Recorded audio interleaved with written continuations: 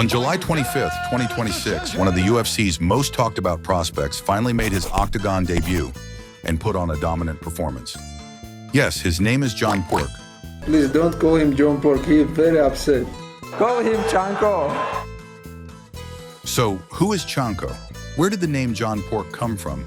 And why was he already so hyped before he ever fought in the UFC? This is Chanko Explained.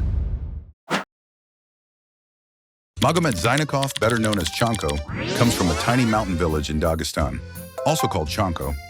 That's right, his nickname comes from his hometown. Chanko may be a small village, but his combat sports journey went in just about every direction.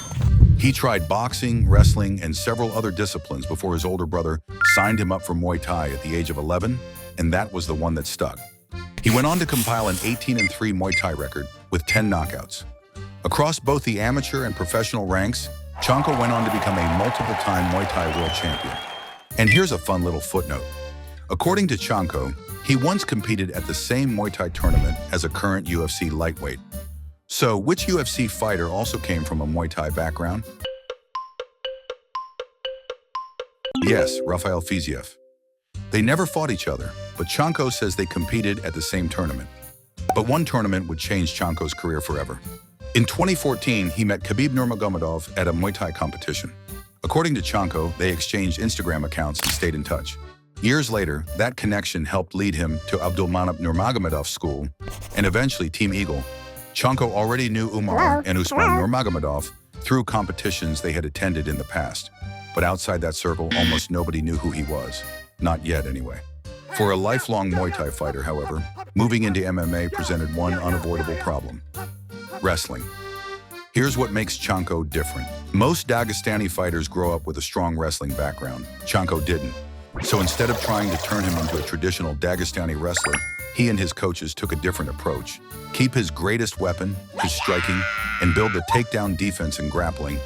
Game recognizes game. Islam Makhachev saw the value in Chanko's elite striking and knew exactly how he could use it. Makhachev invited Chanko to join his training camp as he prepared to fight Charles Oliveira. There was just one problem. Chanko later admitted that he showed up badly out of shape. At first, he could barely keep up and felt like he couldn't do anything in camp. But the brutal training helped whip him back into fighting shape. And little by little, the Muay Thai fighter began turning into a complete mixed martial artist. So Chanko is an elite Muay Thai fighter training with one of MMA's top teams. But that still leaves one very important question: why people call him John Pork? To answer that, we need to go back to 2024, when former UFC champion Demetrius Johnson visited Dagestan. I introduced my team. This guy, Chanko. What he said was Chanko, but people misheard it as John Pork. The misheard nickname became a meme instantly, giving Chanko a level of attention that no one saw coming. By the time UFC 322 rolled around, the meme had become so big that fans that were chanting. And remember, he had yet to make his UFC debut. By the way, he doesn't like to be called John Pork. Yeah, fair enough. Please don't call him John Pork, he is very upset. UFC 322 put him in the spotlight again when he and his teammates got into a brawl with Dylan Dennis, or should I say Dylan started it. Because of the incident, they got kicked out of the arena. They ended up watching Islam make history from their hotel room. By this point, Islam was more than just a teammate for Chanko.